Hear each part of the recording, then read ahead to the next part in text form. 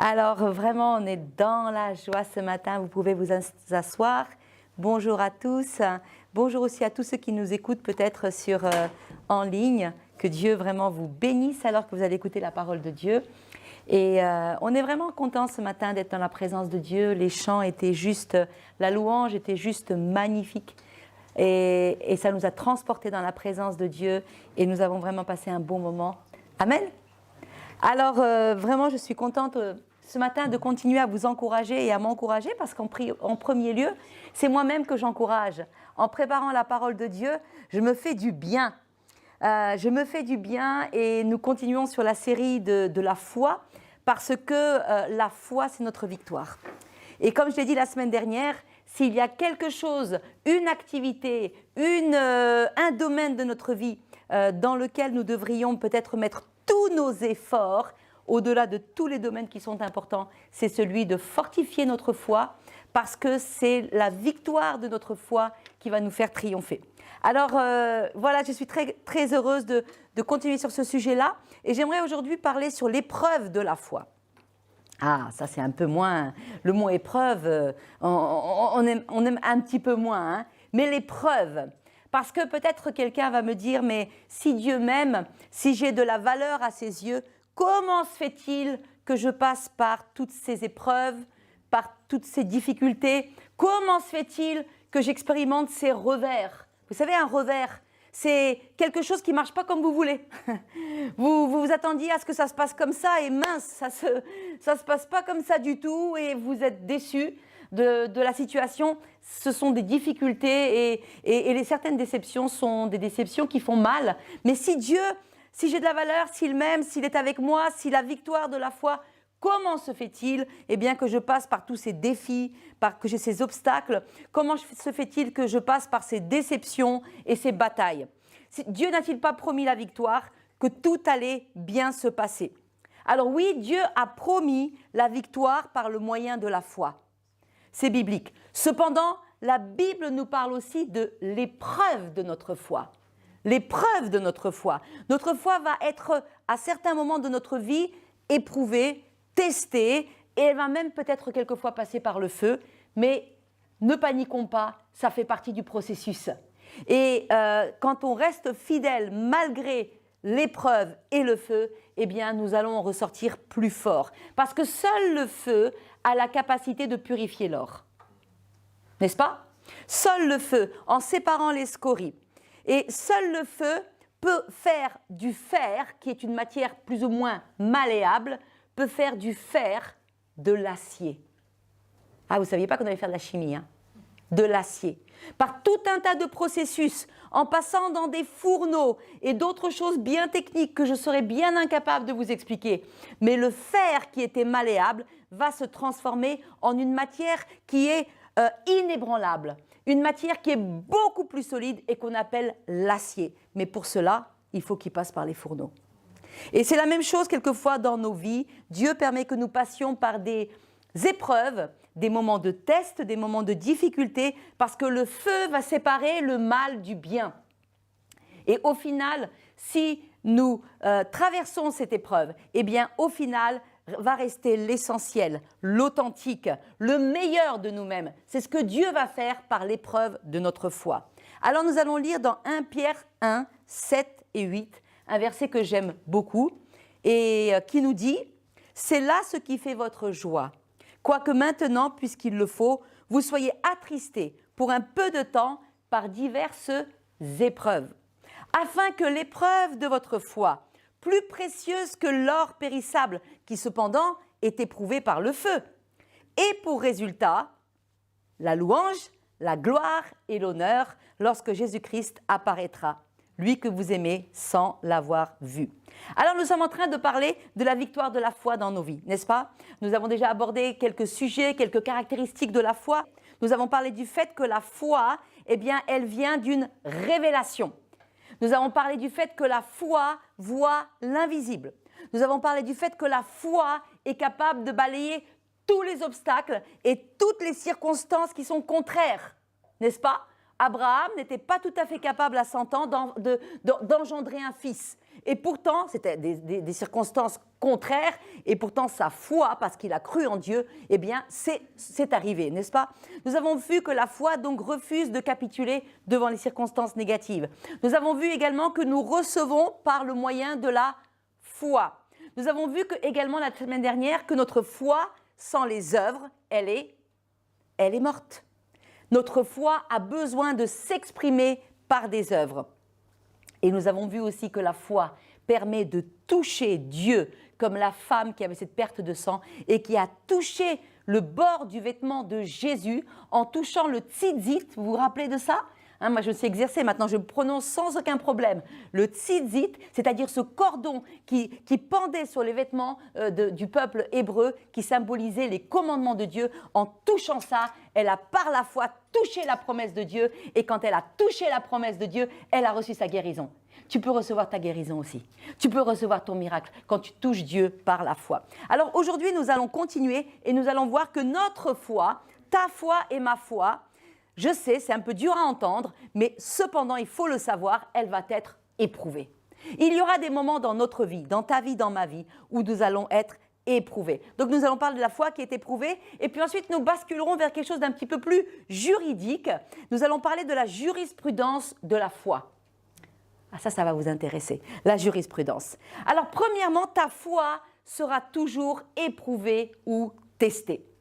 Quand c'est dur, quand tu es déçu, quand tu es découragé, quand tout ne marche pas comme tu l'as prévu, quand tu passes par une épreuve, peut-être petite, peut-être grande, quand tu as l'impression que tu pries et que rien ne se passe, je suis là ce matin pour dire à quelqu'un, ne te décourage pas, ne capitule pas, n'abandonne pas, parce que ça ne veut pas dire que Dieu t'a abandonné. Ça veut peut-être juste dire que ta foi est en train de passer par les fourneaux pour que tu sortes de ça plus fort, plus solide, meilleur, et pour que cela produise dans ta vie des miracles. La foi, pour se muscler, mes amis, elle doit être éprouvée. Les muscles de Caroline ne peuvent pas s'affermir si elle ne pratique pas l'instrument de torture du sous-sol. C'est obligé. Donc la foi pour se muscler doit être éprouvée. Et sache que ta foi à toi viendra un moment, sera testée. Tu vas dire, mais comment ça? J'ai donné ma vie au Seigneur, et j'ai cru en lui, je me suis fait baptiser, et maintenant il m'arrive que des galères. Persévère, ne te décourage pas. Après le test, tu vas connaître la gloire. Tu vas ressortir épuré, affermi. Peut-être que Dieu veut faire monter par l'épreuve des scories, des choses sur lesquelles tu t'appuyais avant, mais qu'il ne veut plus que tu t'appuies dessus pour te rendre plus fort. Il va faire quelque chose de bon de cette épreuve. Ta foi sera testée. La vie va tester ta foi. Le diable va te tester et il va tester ta foi. Ta chair va te tester, elle va tester ta foi. Tes amis vont te tester et même tes plus proches amis vont tester ta foi et ta fidélité à Dieu. Tu vas être testé. Le temps va peut-être tester ta foi. La Bible nous dit qu'il y en a beaucoup qui commencent, mais il y en a certains, pas beaucoup, qui terminent. Donc le temps va tester ta foi et ta détermination. Et vous savez quoi? Et même Dieu va éprouver ma foi et ta foi et va te tester. Pourquoi est-ce que c'est ainsi? Parce que pour rendre le fer inébranlable, on le transforme en acier. L'acier est un métal bien plus résistant que le fer. Le fer est malléable, il est tendre. Enfin, c'est ce qui est dit dans le livre de chimie. Moi, je ne vois pas comment le fer est tendre, mais enfin, j'ai répété ce qui est écrit. Il est tendre, mais quand on le passe dans des hauts fourneaux, à très forte chaleur, eh bien, cette chaleur sépare les déchets du fer. Et finalement, après maints processus que je vous éviterai parce que déjà je ne les ai pas compris tous, mais ensuite, croyez-moi sur parole, après maints processus, eh bien, ce fer va être transformé en un métal beaucoup plus solide et indestructible cette fois-ci, parce que l'acier est beaucoup plus fort que le fer. Il en est de même de notre foi. L'épreuve, la difficulté, Dieu va les utiliser. Parce qu'avec Dieu, il n'y a rien qui se perd. C'est pour ça qu'on peut se détendre. Au milieu du feu, c'est bizarre à dire, mais au milieu du feu, relaxe-toi. Parce que ça veut dire que quelque chose de meilleur va en sortir. L'épreuve, la difficulté, Dieu va les utiliser pour séparer les déchets, les toxines, les faiblesses, les péchés, pour te purifier et au final faire de toi une version meilleure. Dans l'épreuve, on devient plus tendre, plus malléable, plus enseignable. Et puis finalement, si tu traverses l'épreuve du feu en restant fidèle, eh bien, elle va te faire devenir plus fort et plus inébranlable comme de l'acier. On a appris dans l'épreuve à faire plus confiance à Dieu. L'épreuve nous apprend aussi à dépendre davantage de lui et moins de nos muscles, moins de notre force personnelle, parce que c'est souvent ce qui se passe, et nous apprend à dépendre de lui, elle nous rend plus humbles. Et c'est aussi l'exemple de l'or qui est purifié par le feu. Et 1 Pierre 1,7 nous dit « L'épreuve de votre foi plus précieuse que l'or périssable, qui cependant est éprouvé par le feu. » Alors bien aimé, ce n'est pas parce que tu connais des revers, ce n'est pas parce que tout ne se passe pas comme tu veux, ce n'est pas parce que tu passes par des choses difficiles. Et je ne minimise pas parce que certaines choses difficiles sont des choses vraiment difficiles. Il y a des gens qui passent vraiment par des choses qui sont très difficiles et très pénibles. Mais ce n'est pas parce que tu passes par ça que Dieu t'a oublié, que Dieu te punit. Alors on a vu tout à l'heure que ta foi sera non seulement éprouvée, mais elle sera également testée. Et c'est ce qui s'est passé avec Abraham. Vous savez, Dieu a testé Abraham. La Bible nous dit que Dieu a éprouvé Abraham.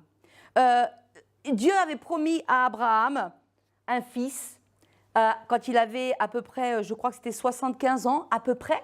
Il lui a promis un fils, le fils de la promesse. Il lui a dit qu'au travers de ce fils, il allait faire de lui une multitude, une grande nation, et qu'au travers de lui naîtraient des rois, et qu'au travers de lui viendrait le salut. Il lui avait fait de grandes promesses. Abraham a attendu plus de 25 ans la réalisation de cette promesse. Et une fois que la promesse lui a été donnée, comme un miracle, Abraham avait 100 ans, il n'était plus en âge d'avoir des enfants. Eh bien, le fils de la promesse est né, Isaac est né, et c'était l'objet de son amour. Abraham et Sarah aimaient ce fils. Ils le chérissaient. C'était l'objet du miracle. Vous vous rendez compte, Dieu fait un miracle dans ta vie, et puis ensuite, regardez ce qui se passe. Dieu demande à Abraham de lui redonner le fils de la promesse. On va lire dans Genèse au chapitre 22. Genèse chapitre 22. Après ces choses, Dieu mit Abraham à l'épreuve. Il lui dit « Abraham !» Il répondit « Me voici !» Et Dieu dit « Prends ton fils, ton unique, celui que tu aimes, Isaac, va-t'en au pays de Morija, et là, offre-le en holocauste sur l'une des montagnes que je te dirai. » Abraham se leva de bon matin, sella son âne, prit avec lui 2 serviteurs et son fils Isaac. Il fendit du bois pour l'holocauste et partit pour aller au lieu que Dieu lui avait dit. Le 3e jour, Abraham, levant les yeux, vit le lieu de loin, et Abraham dit à ses serviteurs, « Restez ici avec l'âne, moi et le jeune homme, nous irons jusqu'à là-haut pour adorer, et nous reviendrons auprès de vous. » Nous lirons la suite tout à l'heure. Alors, Isaac était le fils de la promesse. Ils ont attendu 25 ans pour avoir leur miracle. Ils avaient attendu ce fils du miracle. C'était le sujet de leur fierté. C'était la manifestation de la fidélité de Dieu. Et Dieu demande à Abraham l'impensable. Il lui demande l'objet de son amour. Il lui demande quelque chose qui n'était même pas, qui n'était pas concevable dans l'esprit d'Abraham. Il a mis Abraham à l'épreuve. Et ils sont allés vers le pays de Moria. Et là, il lui a dit, oh, ce pays-là, tu offriras en holocauste sur la montagne que je t'indiquerai. Vous savez, ce pays de Moria, ou le mont Morija, c'est le lieu où plus tard, Dieu demandera à Salomon de construire le temple. Et quand on pense aussi à ce pays de Moria, eh bien, on pense que c'est l'endroit où plus tard, eh bien, allait être développée la ville de Jérusalem. Et c'est dans ce même lieu, des centaines d'années plus tard, qu'un autre père va offrir un fils. C'est Dieu qui va offrir son fils unique, Jésus-Christ. Et alors que Isaac va aller avec son père et porter le bois porter le bois qui va servir au sacrifice, eh bien, quelques centaines d'années plus tard, un autre fils va porter le bois sur ce même lieu, sur ce même endroit. Il va porter le bois du sacrifice, c'est Jésus. Donc vous voyez, c'était une préfiguration. On ne va pas parler de ça ce matin, mais c'était une préfiguration du sacrifice ultime que Jésus-Christ allait accomplir sur la croix. Abraham se lève de bon matin, il scelle son âme, il prie avec lui ses serviteurs. Et certains disent que dès le lendemain, Abraham a obéi. Moi, je ne sais pas. Il n'y a pas marqué que c'était le lendemain. Moi, je me pose la question, combien de temps Abraham a dû lutter avec la violence du choc de la demande de Dieu? Peut-être que ce n'était pas dès le lendemain. Peut-être qu'il a lutté quand il a entendu la voix de Dieu. Peut-être qu'il a mis 1 jour, 2 jours, 1 semaine, 1 mois. Peut-être qu'il a mis quelques semaines pour lutter avec ce que Dieu lui demandait. Il était en train d'être testé. Son obéissance, sa foi, sa confiance étaient en train d'être testées. Allait-il obéir à Dieu? Dieu lui avait donné le miracle et maintenant il lui demandait de le lui rendre. Nous ne savons pas combien de temps il a dû lutter avec la violence du choc. Sa confiance en Dieu, sa foi était en train de passer par le feu. En l'espace d'une conversation avec Dieu, son monde s'est écroulé. C'est le test de l'obéissance et de la confiance. Allait-il tellement faire confiance à ce Dieu invisible? Allait-il obéir, malgré que cet acte lui paraissait impensable venant de Dieu? Qu'en est-il de toi et de moi? Quand notre confiance et notre fidélité à Dieu sont testées, quand il semblerait que Dieu ne répond pas comme on souhaite à nos prières, quand il semblerait qu'on a prié pour quelque chose et c'est l'inverse qui se passe, quand il semblerait que nous faisons face à un choix et quand il nous faut choisir entre obéir à Dieu, même si c'est dur, et peut-être un compromis. Plus nous nous accommodons avec des compromis pour excuser nos désobéissances, et moins notre foi est fortifiée. Parce que c'est notre obéissance à Dieu qui va valider notre foi. Et Dieu était en train de tester la confiance d'Abraham. Est-ce qu'il allait le croire? Est-ce qu'il allait lui faire confiance? Est-ce qu'il allait obéir même si c'était tellement difficile? Vous savez, certains actes d'obéissance dans nos vies sont difficiles. Je pense à la jeunesse aujourd'hui. Vous savez, être jeune aujourd'hui et se garder, marcher avec Dieu, se garder pur jusqu'au mariage, marcher dans les commandements de Dieu, c'est quelque chose qui est difficile. Et pourtant, cela teste notre foi et notre confiance à Dieu. Et nous voyons que dans l'épreuve du test, dans le feu, Abraham a obéi par la foi. Hébreux 11, 17 nous explique pourquoi il a pu obéir. Hébreux 11, 17 nous dit « C'est par la foi qu'Abraham offrit Isaac et qu'il fut mis à l'épreuve, parce qu'il pensait que Dieu est puissant même pour le ressusciter. » Vous voyez, la foi d'Abraham en Dieu était tellement forte qu'il croyait que même si ce que Dieu lui demandait paraissait injuste, insurmontable, impensable, Dieu est tellement grand, tellement puissant que dans sa puissance infinie, il est capable de prendre cette chose-là et de la faire tourner à notre bien. Et quand toi et moi, nous avons cette foi en Dieu et que nous savons que même notre épreuve, même ce que nous sommes en train de traverser, Dieu est tellement grand qu'il peut le transformer pour notre bien, eh bien nous allons être capables d'obéir et de faire confiance à Dieu. Quelle est notre vision de Dieu? Quand on passe par le feu, quand on passe par des revers, et si on dit « Seigneur, ça fait mal, je pleure, j'ai mal, je suis toute seule, je suis tout seul, mais je te fais confiance malgré tout », je t'assure qu'à un moment, tu vas sortir du feu, mais tu ne seras plus fer, tu seras acier. C'est ce que Dieu va faire. Abraham a appris à marcher non par la vue, mais par la foi. Alors lorsque nous sommes éprouvés, testés, lorsque notre intégrité spirituelle, lorsque notre engagement est testé et que nous choisissons de croire Dieu et de lui obéir, de rester fidèles, nous choisissons de marcher par la foi et pas par la vue, malgré que les circonstances sont adverses, eh bien, le Seigneur va faire pour nous des miracles et des prodiges. Amen. Et Isaac, alors qu'ils sont en train de marcher, nous ne savons pas quel âge avait Isaac. Certains disent que c'était un jeune homme. Mais il était encore jeune, parce que Dieu l'appelle un enfant. Mais peut-être que c'était un jeune homme. Vous savez, certains jeunes hommes de 15 ans, ils sont plus forts que leur père. Hein. Ils sont plus musclés, il y a plus de force. Et on va voir que Isaac, alors on continue la lecture, Abraham a dit « Nous reviendrons » au verset 5. Abraham prit le bois pour l'Holocauste, le chargea sur son fils Isaac. En plus, il le charge. Il porta dans sa main le feu et le couteau. Ils marchèrent tous deux ensemble. Alors Isaac, parlant à Abraham, son père, dit « Mais mon père ?» Il dit « Oui, mon fils. » Isaac, ouais, c'est comme ça les parents. Hein. Les enfants, ils disent « Hé, papa, maman, oui !» On est tout de suite là. C'était pareil du temps d'Abraham.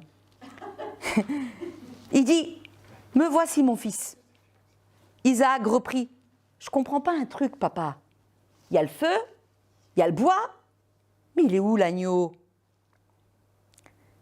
Pour l'Holocauste. Et Abraham répondit « Mon fils, Dieu se pourvoira lui-même de l'agneau pour l'Holocauste. » Et ils continuèrent de marcher tous deux ensemble. Je ne pense pas qu'Isaac était naïf.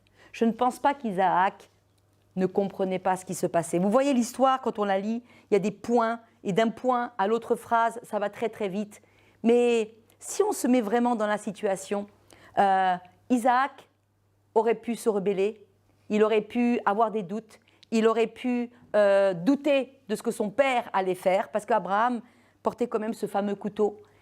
Et on voit qu'Isaac a continué à faire confiance à son père, et il a marché, il a avancé avec son père. Et Abraham dit « Mon Dieu se pourvoira lui-même de l'agneau. » Il était en train d'annoncer prophétiquement le sacrifice d'un autre père, un agneau sans tache, celui qu'on va appeler le Fils de Dieu, celui qui a porté lui aussi son propre bois en allant sur ce mont de Golgotha et qui a offert sa vie. Tout comme le fils d'Abraham. Vous savez, Dieu ne nous demandera jamais des sacrifices qui dépassent les siens. Il ne nous demandera jamais. Nos sacrifices ne peuvent pas dépasser ceux de Dieu pour toi et moi. Alors la foi d'Abraham était en train de passer par le test du feu. Notre foi sera éprouvée et testée. Il peut arriver des situations difficiles auxquelles on ne s'attend pas. La maladie peut survenir, l'injustice, les gens qui nous laissent tomber. Est-ce qu'on va garder la foi ? Ou est-ce qu'on va sombrer dans le découragement? Est-ce qu'on va persévérer? Est-ce qu'on va continuer à aller de l'avant en restant fidèle à Dieu et à nos engagements? Souvent, le premier réflexe dans la difficulté, vous savez c'est quoi? On dit « j'abandonne, je laisse tomber, j'en ai marre ». Mais la foi ne capitule jamais. La foi n'abandonne jamais. Et si tu veux que ta foi devienne une foi qui va t'emmener vers des miracles, des prodiges, vers des surprises de Dieu dans ta vie, il faut aussi accepter les temps où ça brûle un peu, où c'est dur un peu. Et quand dans ces temps-là, tu fais confiance, alors Dieu va faire des choses extraordinaires. Ton obéissance à Dieu sera testée. Peut-être que ce qu'il te demande, ça te coûte. Seras-tu prêt au sacrifice? Ta confiance en Dieu sera testée. Ça fait des années que tu pries et il n'y a rien qui change. Eh bien, continue de prier quand même. Continue de croire quand même. Quelquefois, dans mes prières, je demande beaucoup de choses au Seigneur. Des fois, je suis un peu ambitieuse. C'est vrai, n'est-ce pas? Tu confirmes? C'est vrai. Et néanmoins, quand j'ai fini de demander, je m'approche de lui et je dis « Seigneur, toutefois, non pas ma volonté, mais ta volonté. Seigneur, je sais que tu peux le faire pour moi. Cependant, Seigneur, même si tu ne le fais pas, je continuerai à déclarer jusqu'à ce que la fin de ma vie arrive que tu es capable de le faire. » Amen. Même si tu ne le faisais pas, moi je continuerai à proclamer que mon Dieu est capable de faire ce qu'il a dit qu'il allait faire. Et quand nous arrivons à cette dimension de foi-là, eh bien nous rentrons dans le miraculeux. Nous rentrons dans le miraculeux et nous devenons acier. Tu espérais le meilleur, les problèmes arrivent. Vas-tu continuer à faire confiance à Dieu, même lorsque tu ne comprends pas? 1 Pierre 4,12 nous dit, bien-aimés, ne soyez pas surpris comme d'une chose étrange qui vous arrive, de la fournaise qui est au milieu de vous, pour vous éprouver. Mais réjouissez-vous au contraire de la part que vous pouvez avoir aux souffrances de Christ. Quelqu'un va dire, c'est pas réjouissant de souffrir. Non, c'est pas réjouissant de souffrir, sauf lorsque tu regardes tes difficultés et tu te dis, waouh! Qu'est-ce que Dieu va bien faire de grand au travers de ce problème et de cette galère? Amen. Parce que la Bible nous dit que Dieu prend les choses négatives qui sont dans nos vies pour les transformer en gloire et en bénédiction. Il dit « Réjouissez-vous au contraire de la part que vous avez aux souffrances de Christ, afin que vous soyez aussi dans la joie et dans l'allégresse lorsque sa gloire apparaîtra. Donc ne reculons pas quand on passe par l'épreuve de l'attente, ne capitulons pas quand il faut choisir entre obéir et faire confiance à Dieu, parce que l'or est purifié par le feu. Dieu va utiliser tout ça pour te rendre plus fort si tu restes fidèle, si tu gardes la foi, si tu gardes tes yeux fixés sur lui et si tu lui obéis. Amen. Alors Abraham passe l'épreuve du test. La Bible nous dit, un petit peu plus loin, lorsqu'ils furent arrivés au lieu que Dieu lui avait dit, Abraham élève un autel, il range le bois. Je me demande ce que faisait Isaac pendant ce temps. Et puis là, il y a un point. Et le point d'après, après le point, il y a juste une phrase. Il lia son fils Isaac et le mit sur l'autel. Mais moi, je me dis, comment est-ce qu'après ce point, il a pu faire ça? Un père. Il est allé loin, hein, mais je suis sûre que dans son cœur, alors qu'il était en train de faire ça, Abraham était en train de prier. Il dit, Seigneur, c'est quand que tu vas intervenir? Seigneur, je pense qu'il a dû lier tout doucement. Je pense qu'il a dû y aller vraiment doucement. Je pense qu'il a dû s'appliquer vraiment lentement. Parce qu'il s'est dit, si tu n'interviens pas là maintenant, Seigneur, qu'est-ce que je vais faire? Est-ce qu'il va vraiment falloir que j'aille jusqu'au bout pour voir ta gloire? Je sais qu'après, tu es capable de le ramener à la vie. C'est ce qu'on a lu tout à l'heure dans les épîtres. Mais Seigneur, j'ai vraiment pas envie d'aller jusqu'à là. Seigneur, ne brise pas mon cœur, s'il te plaît. Ne brise pas mon cœur de père. Et là, il était en train de lier son fils. Et ensuite, il a été obligé de le mettre sur l'autel parce que Dieu n'intervenait pas. Par-dessus le bois. Je ne sais pas si les deux étaient en train de pleurer. Je ne sais pas s'ils étaient en train de se regarder dans les yeux. Le fils qui disait « Papa, je te fais confiance » et le père qui disait « Mon fils, aie confiance.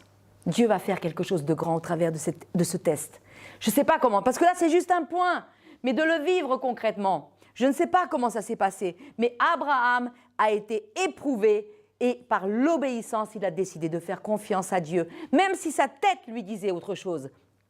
Si sa tête lui disait, mais tu vois bien que Dieu n'est pas là, tu vois bien que Dieu n'est pas avec toi, tu vois bien que tu peux laisser tomber, tu vois bien tous les revers que tu as eus, tu vois bien que c'est dur, laisse tomber, abandonne. Tu as eu une illusion, ce n'était pas vraiment la voie de Dieu.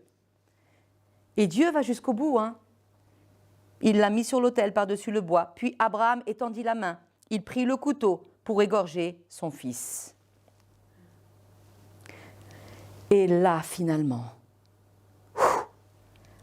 l'ange de l'Éternel est intervenu. Et il a appelé, il a dit « Abraham !» Je ne sais pas s'il a crié, je pense qu'il a dû crier « Abraham !» Il dit « N'avance pas ta main sur l'enfant, ne lui fais rien, car je sais maintenant que tu crains Dieu et que tu ne m'as pas refusé ton fils. » Et Abraham, plus tard, on lit qu'il a donné pour nom à ce lieu Jéhovah Jireh, le lieu où l'Éternel pourvoit. Et là, Abraham a levé les yeux, il a vu derrière lui un bélier retenu dans un buisson et il a finalement offert en holocauste à la place de son fils. Je sais maintenant, frères et sœurs, mes amis, quand au milieu de l'épreuve, nous voyons la main de Dieu, au lieu de voir juste l'épreuve, quand au milieu de nos revers, nous voyons les possibilités de Dieu, quand au milieu de nos larmes, parce que je ne dénigre aucune souffrance, au milieu de nos larmes, avec notre bouche, nous confessons « Seigneur, je te fais confiance ». Ça aussi, c'est entre tes mains, tu es au contrôle. Et qu'on va jusqu'au bout de notre foi, en choisissant de faire confiance à Dieu et de déclarer et de proclamer sa fidélité. À un moment, le Seigneur va intervenir. Et l'épreuve de notre foi va nous faire ressortir plus forts, plus zélés, plus enracinés. Et une nouvelle forme de foi va grandir en nous. C'est par la foi qu'Abraham offrit Isaac et qu'il fut mis à l'épreuve. Il pensait que Dieu est puissant même pour le ressusciter. Donc notre foi, elle doit être testée. Elle est éprouvée. Et quand tu passes par l'épreuve, quand tu passes par des moments où ça chauffe, ne te décourage pas. C'est la plus grande possibilité pour Dieu de se glorifier dans ta vie. Quelquefois, l'épreuve est longue. Quelquefois, elle est injuste. Quelquefois, c'est incompréhensible. Quelquefois, ça ne fait pas bon sens dans ta tête. Tu ne comprends pas. Tu te dis, mais pourtant, c'était ce que Dieu m'avait dit et regarde le résultat. Mais néanmoins, si tu continues de rester fidèle et de déclarer que Dieu est au contrôle et à lui obéir, eh bien tu vas voir que tu vas sortir de l'épreuve différent. Les scories vont être enlevées. Les choses qui sont toxiques dans ta vie vont être enlevées et tu vas ressortir plus fort. Alors pour conclure, mes amis, Dieu cherche la foi dans ton cœur. Plus que tout, il cherche la foi dans ton cœur.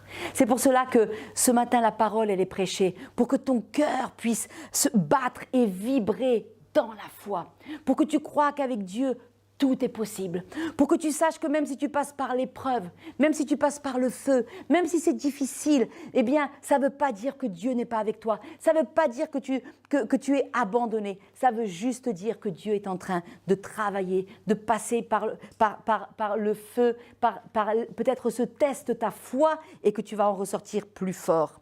C'est la foi qui fait bouger la main de Dieu, c'est la foi qui va te donner la capacité de triompher en toute situation. C'est la foi qui va te rendre prêt pour être enlevé au retour du Seigneur Jésus. C'est la foi. C'est pour cela que la foi est essentielle. Tu dois vraiment chercher à l'affermir, à l'augmenter, à l'approfondir. La foi, c'est la foi qui va te permettre de vivre pleinement ta vie. La victoire qui triomphe du monde, c'est ta foi. C'est pourquoi s'il y a un domaine que nous devrions chercher à développer, muscler, consolider, c'est notre foi. Comment est-ce que tu développes ta foi? Comment tu muscles ta foi? Que fais-tu pour que ta foi soit de plus en plus vibrante pour Dieu? Sache que Dieu va éprouver ta foi. C'est pour te rendre plus fort, c'est pour t'épurer, c'est pour te nettoyer, c'est pour enlever toutes les impuretés. Il faut passer le test de l'épreuve en choisissant de faire confiance à Dieu et de lui obéir et en persévérant. Alors, 1 Pierre 1,7 nous dit « L'épreuve de votre foi, plus précieuse que l'or périssable, qui cependant est éprouvée par le feu, elle aura pour résultat la victoire. » C'est marqué la louange, la gloire, l'honneur lorsque Jésus-Christ apparaîtra. Et pour moi, tout ça, c'est la victoire. Amen. Je vous invite à vous mettre debout. N'as-tu pas envie d'être victorieux en toutes circonstances, quand c'est facile et quand c'est dur, quand tout roule et quand tu passes par des revers, de continuer à garder ta paix, d'être dans la joie et dans la confiance? N'as-tu pas envie de vivre des miracles nouveaux et des victoires avec le Seigneur, de connaître des choses nouvelles? Dieu a dit, je vais faire toutes choses nouvelles, mais il faut que tu aies la foi. Il faut que tu lui fasses confiance en toute situation. Alors c'est pour cela qu'aujourd'hui, je t'encourage. Garde foi en Dieu, même si ça brûle en ce moment. Et peut-être que certaines personnes qui nous écoutent, vous passez par des situations particulièrement difficiles, des situations particulièrement éprouvantes. Et vous êtes peut-être au bout du rouleau. Sachez que Dieu le voit. La Bible nous dit que quand un malheureux prie, l'Éternel entend et il le délivre de toutes ses frayeurs, de toutes ses misères. Donc le Seigneur n'est pas loin de toi. Il ne t'a pas oublié. Et ceci aussi, ce par quoi tu passes, servira entre les mains de Dieu à faire des choses merveilleuses dans ta vie.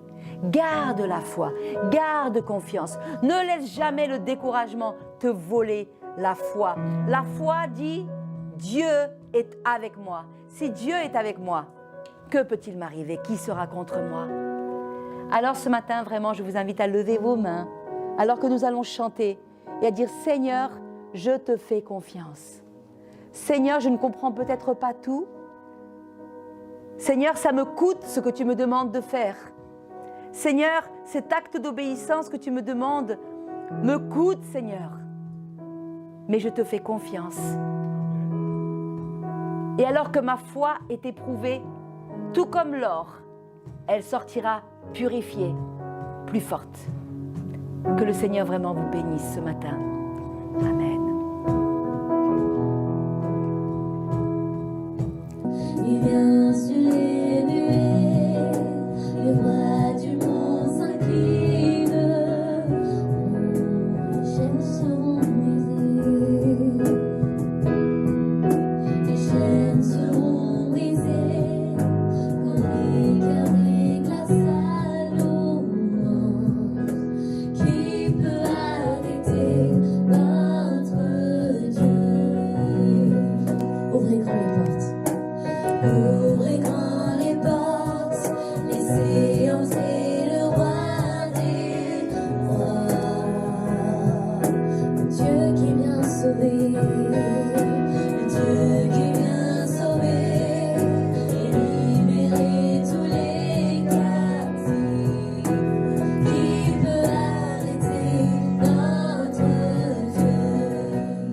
Ouvrez grand les portes. Ouvrez